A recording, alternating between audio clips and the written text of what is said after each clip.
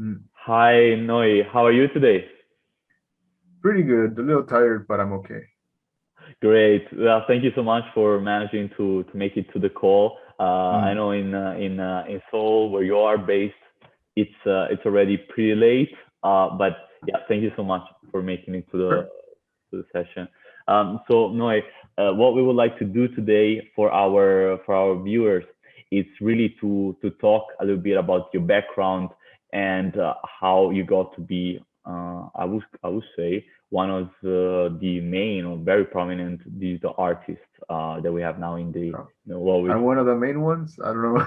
I I would don't I know if would I'm one say of so. the main ones, but Well, we can dive into this later, definitely. mm, But you're definitely very relevant.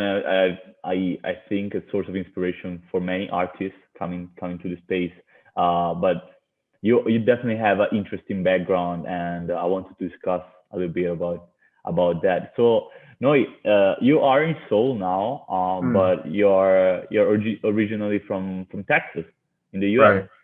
Right. So tell us a little bit about this. I think that's interesting because we're at a stage where art is global. Making Mm. you can make art from anywhere you want. How come you got to Seoul? Well, it's a long story. Actually, I used to study to go to veterinary school, Uh huh. and I used to work at the animal hospital, and that was the plan. I got accepted to A&M, but after working at the hospital for so many years, I used to see so many sad things, and part of me was like, I don't think I can be a veterinarian. Um, Instead, I just kind of wanted to travel the world, and I always like learning. Like I like learning stuff all the time, and I felt that if I lived in another country, then I can learn something new all the time, and I'll be pretty happy like that. So I switched to getting a master's in linguistics, and the easiest way to live abroad is to teach English. So I started looking around different countries. At the time, Korea had like the best pay and lowest cost of living, but Okay. it's been changing. But it's still a good choice, and that's how I ended up over here. So in a sense, it was a pretty rational decision. You were really looking at okay, what's the cost of living? What's the salary I can make teaching English? And so you made a very conscious choice of getting to Seoul because of that, Yeah, right? I mean, it was also like the location. It's Mm-hmm. next to Japan and China, and Hong Kong's like 3 hours away, Philippines and Taiwan, Vietnam. So it's very easy to travel. And as a teacher, you get lots of vacation, so you can travel maybe once, probably twice a year. So for me, it was a very good choice, to Right. become a teacher and to be able to save to travel. So you and by the way, this is very interesting for me because I feel like a lot of people in the West, and that has been going on for decades now, have a massive fascination for the East, due to manga, anime, you name it, right? A lot of exposure to this sort of Oriental culture. It seems to me that that wasn't the case for you, really, right? Or am I wrong? Mm, I was, but not like that. Like I'm interested in manga and anime, but if I was really interested in that, I would go to Japan instead. Right. You know? Fair Mm, enough. Okay, okay. So, all right. Yes. So you got to Seoul. You're teaching English, right? And mm. how was that actually? Were you teaching English for a long time? And tell us a little bit about that. I'm still teaching because I teach in the You're still daytime, teaching. So, okay. and at night is when I do all the photography stuff, like all Wow. the YouTube content, all the Patreon, the photography, all the social media stuff. I take care of it at night. So I'm pretty much always busy. There's always something to do, always a Zoom meeting, always some exhibition, always some projects or people to meet. So I'm very busy. And the Right. only way I can be busy if I sacrifice my social life, So I don't really meet people so much. Um, it'd be nice to, but when I first came to Korea, I used to do all these events all the time and meet all these people all the time. But it's nice to make connections, but no one really ever did anything for me. I had to do everything by myself. Right. So after I just decided, I'm just gonna focus on myself and stop going to all these just like well, I want to say cocktail parties where you just kind of network, but not really network. You know what I mean? Then I just like started growing. Right. So you took the decision really to focus on yourself in a sense, and your interest. And Mm. well, I think a lot of people watching the video resonate with what you're saying. I think unfortunately, but I mean it's just the reality of it. It's a lot of artists need to combine a day job, with the art, and need to combine means in a Yeah, sense. because a lot of people have this fantasy like you either go art full time and you starve, or that's the only thing they see. Like you only do full time art or you don't. Yeah. Photographers are the same way, and I don't know. Maybe I'm old. Like I like having like I don't I think like so. I knowing don't that know. there's a paycheck coming. Yes. Like I like knowing that I can pay the rent Yeah. and buy some food and stuff. Uh, So I that's mean, just me yeah, though. exactly. Oh, but I mean, who doesn't like that, right? I mean, I think Mm. that some degree of certainty is needed, definitely. And I mean, you're absolutely right. I think especially now with this craze that we're having with NFTs and let's say the commercialization of digital art, because Mm. ultimately it's that, right? Digital art has been around for a long while, but a lot of people they just they have this sort of get rich or die trying. That's what 50 Cent would say, mentality where you're just gonna explode and try to get that painting right and or the artwork right and just That's a very small majority that can actually do that. right. So It can't happen for everybody. what would you let's say advise what would your advice be for these people that have this sort of approach? uh, Work enough the bills yes. and then do your art stuff.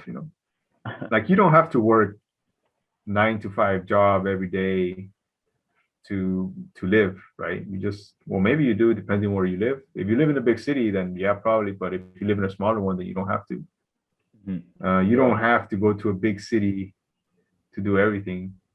Um, but yeah, like I send most of my money went to paying my school loans because I got some really big loans. I was finally able to pay off the school after like 8 years. That took forever. But if I'd stayed in America, I would never been able to pay off my loans. Like I'm 100% sure if I stayed in the States, I'd still be in debt. I'd probably be like halfway there, maybe even less. And why is that, by the way? Because of the cost of living, or rather just let's say this ratio of let's say salary to cost of living? What is it? I think the cost of living and also the teachers' pay in America is very terrible, right? Oh, wow. Okay. So actually, you found better conditions, or well, you were not a teacher in America, but Oh, I was comparatively, for 2 years. okay, for Yeah, 2 years you were actually teaching in the U.S. So you actually have first-hand experience of how it would have, how it was and yeah. how it did. Wow. I never Okay. want to experience that again. Okay. Okay. So a lot better. So we can advise all the our fellow American teachers to move to Seoul. Don't be Not too teachers. many though. Though okay, don't even try. Yeah. It's a tough one. It's a tough one. Actually, funny enough, my cousin lives in Tucson, Arizona, and she's also a teacher. And yeah, so I understand what you're saying.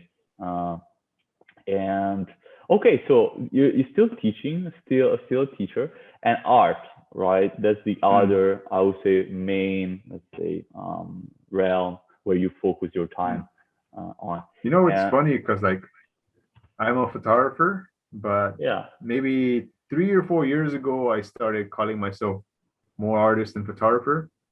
And at first, I felt a little pretentious, like because usually photographers just call themselves photographers, and I right. started calling myself like an artist.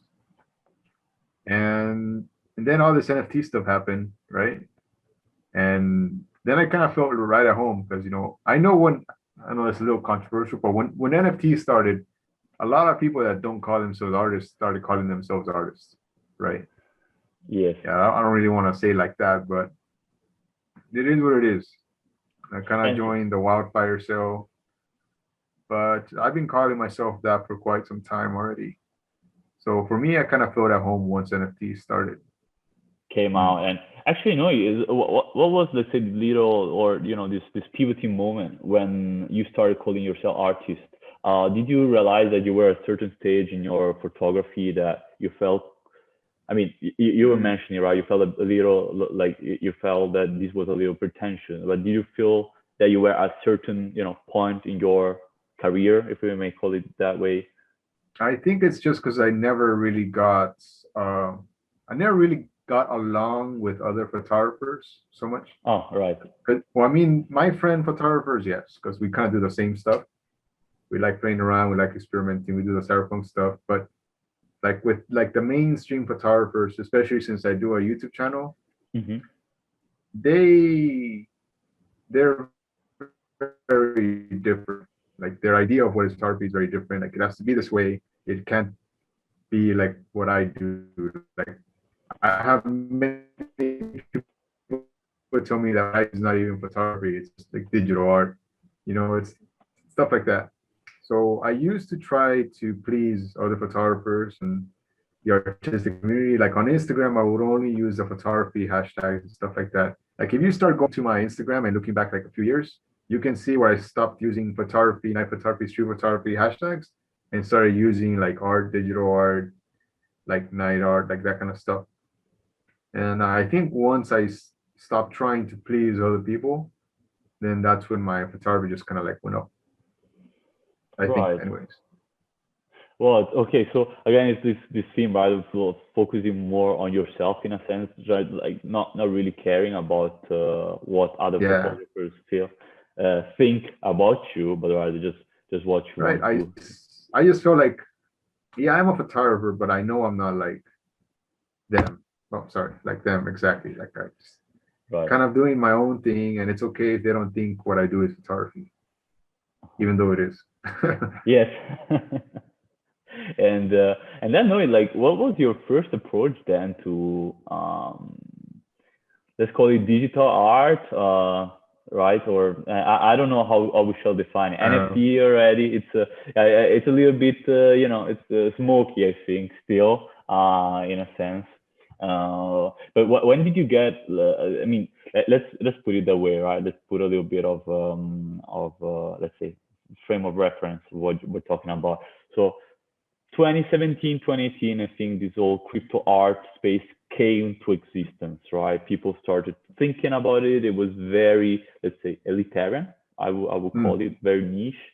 People were looking at it, but well, almost no one knew it. And I think it was very political in a sense. Right? I don't know if you agree with that. There was this ideal, this whole thought of changing the system, trying to challenge the conception of what the world conceives as art. And with time, I mean, it started growing, and until recently, probably end of 2020, there was a bit of a boom, right? And there was a bit of a boom, and NFT started becoming mainstream. When did mm. you start off producing your own NFT works? Well, I heard about them in 2020, like last year, but I was working on my book at the time, Yes. so I just thought it can wait. It can wait. I gotta finish this book. Like all my attention is on this book and getting this book out in time because I wanted to get the book out like at the beginning of this year, Yes. and I wasn't able to get it at the beginning, but I was able to get it like 3 months later. But Yeah, because it's out, right? um, I mean, I've seen it, yeah, for sales, and still need to grab a hmm. copy. But yes, So and then like near the end when the book was almost out is when people did like the big sale, yeah, and then I okay, was like, I wasn't really in a rush, but I knew if I didn't start, then the other people were gonna, I don't say beat me to it, but I knew that when there's like a bunch of people moving into a space, then it's easy to fall behind, and then it's harder to get to climb your way up, right? yeah. So I knew I had to start right there and then, otherwise I wasn't gonna be able to get anywhere, basically. And So I'm glad I honestly, got started. don't you feel like this is a huge dynamic of the NFT space? I feel there is this sort of generalized, even now, as FOMO, right? This fear of missing out. and Yeah. people are just like, oh man, I need to make an NFT. I need to publish it because Well, what if, I knew I wasn't gonna miss out. I just knew I wasn't gonna be able to catch up. right? Yeah, which is actually, I That's the mean, thing. that's pretty different though, right? It's yeah, because I mean, also you were already right, pretty established as a photographer. You had a background. You're not just like you woke up one day and like, oh, you know what? Let me mint some picture I have laying around here and let's see what happens. It's like So very, basically. yeah, And I do the cyberpunk photography stuff, so it just goes very kind of perfect theme with uh with NFTs, right? yes, So for me, it was like the absolutely. perfect blend, I think. And tell us a little bit more about, yeah, let's say the technical, or let's say the details of your artworks. You have this very dreamy vibe. Uh, that at the time I'm a huge fan of vaporwave music. Um, Yeah. and I just, like, to me, your artworks are, let's say, it's visual vaporwave, if you know what I mean. So I just love it because of that. Well, that's one of the reasons. And what about the inspiration you take from for these artworks? I pretty much get it from everywhere. I watch movies, I watch some anime, I listen to some music, I play a lot of video games. Mm-hmm. Okay. So I just, whenever I see something I like, you know what I mean? Uh-huh. I don't know if that makes sense. If I see something that looks nice, like let's talk about Zelda Breath of the Wild. Sorry, come again?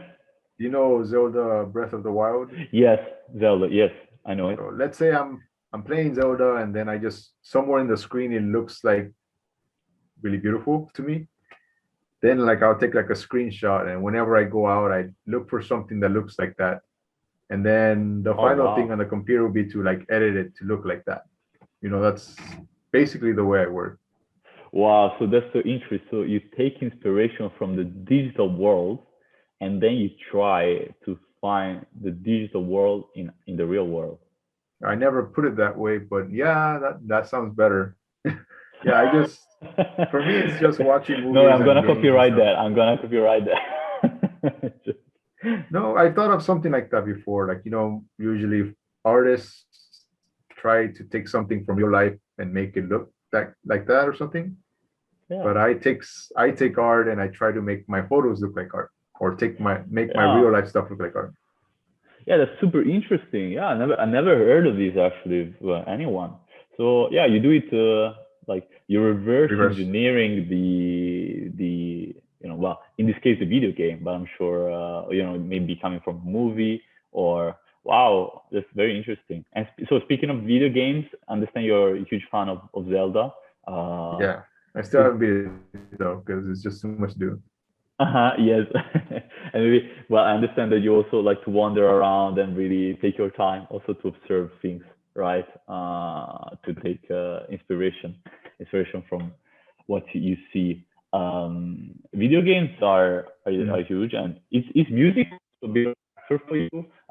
For example, I don't know if vaporwave is also well, something that you say, okay, Andrea. By the way, Yeah. I listen yeah. I listen to a lot of vaporwave, a lot of like synth wave and retro wave, that kind of stuff, and 80s classical rock. I don't really like pop music so much. Yeah, Just kind of the old stuff, yeah, or same here. new old stuff, if you want to call it like that. Yes, That's kind of what I'm into. this melancholia, right? This feeling that comes a bit also in your artworks, I must say. Mm. Sometimes there is something. Could we say that as if there is something missing? Like not from the artwork as such, but in what is being seen. I don't know, like for example, I was looking at or we reposted actually one of your artworks. It was fantastic.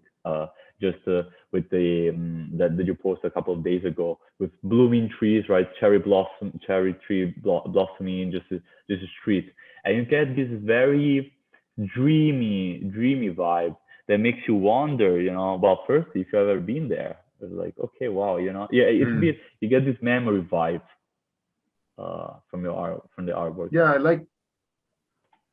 I like people look at my pictures and not know if it's really a picture or like a 3D render or something, Yeah, That's yeah. kind of what I go for. And so, actually, speaking of this, I don't know if if we should reveal the secret, but it's what's the let's say the fine line between 3D renders and actual photographs for you, or like do you do you do you ever start purely from a render, or there is always photography, let's say, Oh, underneath? I I don't know how to do 3D renders. I just do pictures. Okay. But okay. So here's the secret revealed for everyone. So it's always a photography in reality. Wow. Okay. That's Yeah, well, a so picture.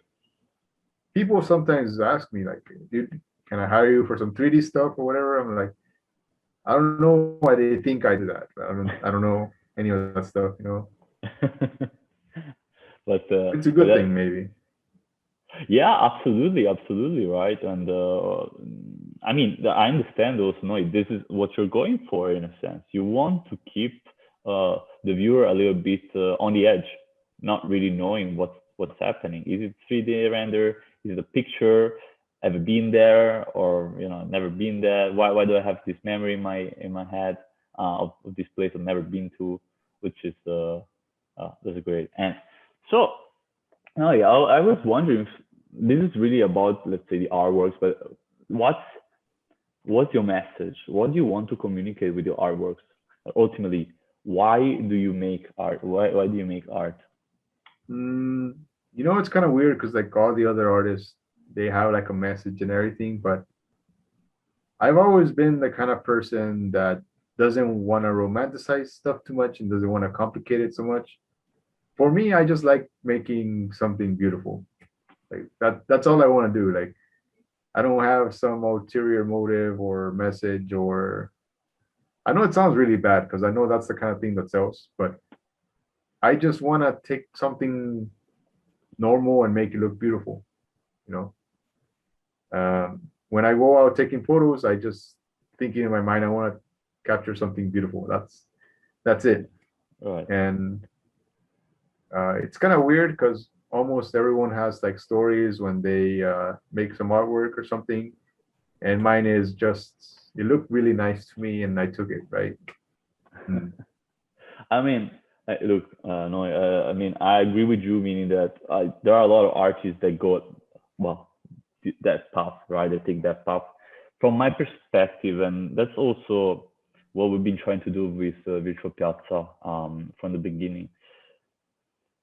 In the world, right, in our life, I think they're just so hectic. There is so much stuff going on. It's just so easy to get lost, right? And I think that having beautiful artworks, having this moment in your life, in your daily, life, where you can just contemplate beauty and be, for a second, be like, wow. I think that's extremely valuable. And from my perspective, that's the value of art in this day and age. So I think yours is definitely a message that there is the capturing the beauty and, let's say, encrypting it in this eternal feeling. Mm. Wow. Sorry. Eternal feeling. It's definitely it's definitely a strong message, something very interesting, and I think you should keep going that way. Uh, Yeah, I just so wish I could do like those kind of stories that people have about their works, but they're like, oh, I was feeling inspirational and I wanted to capture my youth or whatever. But for me, it's just very different. I like the way something looks, and there's a story behind how I took the picture, but I have a hard time having like a story about what I'm trying to convey. Because for right. me, it's just like it's beautiful and I love it, and I know that's not the kind of thing that people like to hear. Mm. Yeah. Well, ultimately you're doing it for yourself, right? I think that's clear. You do it because it comes from, from inside. You have this how to put it. You just you have this need, a need Yeah. to write. Yeah. I just kind of, I can't function well if I don't. Mm. Right, exactly. It's like, yeah, exactly. It's like a primary need for you, and so you do that, and then I think it's just beautiful that people can resonate with what you make for yourself, Mm. and ultimately, I guess, in a sense, this tells you that what you're doing for yourself, in reality, is something that a lot of people need. Yeah. I think So it's just, I see a lot of negative stuff online, a lot of people fighting, a lot of news and all the stuff being shared like on Twitter. And I just want to take nice pictures, and sometimes I get people very angry at me. They'll message me. They're like, why aren't you posting about this political situation in my country? I'm like, I don't know. I'm just take pictures, man. No, I don't want to. I I get know it. there's like some other artists who they like to get very involved and very political, and that's why they're so popular. And it's not like that I don't. It's just that I'm just trying to take pictures. I'm not. That's all I care about is taking pictures. Yeah, yeah, and I mean, ultimately, I think, to each their own, right? Like, everyone has different perspectives also. Like, well, but here, we could be going down a rabbit hole, but also politically, right? I mean, everyone has his or her own opinion. People can think it different ways, of course, and it's healthy that it is that way. So, I mean, I think no one can demand of an artist to be politically sided. I never agreed with that view. Yeah. It's So like I get so many of those messages, and like I know if I don't do it, I'm gonna piss them off, but I know if I do it, I'm gonna piss someone else off. So it's like, and probably yourself up, right, as well, because right, it's just, it does not resonate with you. That's not what you want to be doing. So why doing that? And mm, uh, So no, I think it was wonderful having this conversation. I really appreciate that you could unveil so many things about your past and how you got to where you are now. I think that's very inspirational for a lot of artists, I hope and so. yeah, definitely for sure. And I really hope that people can kind of follow your path and yeah, feel good doing art. So thank you again. Thank you, Noe. Sure. Have a good Thank you. one. You too. Cheers. Cheers.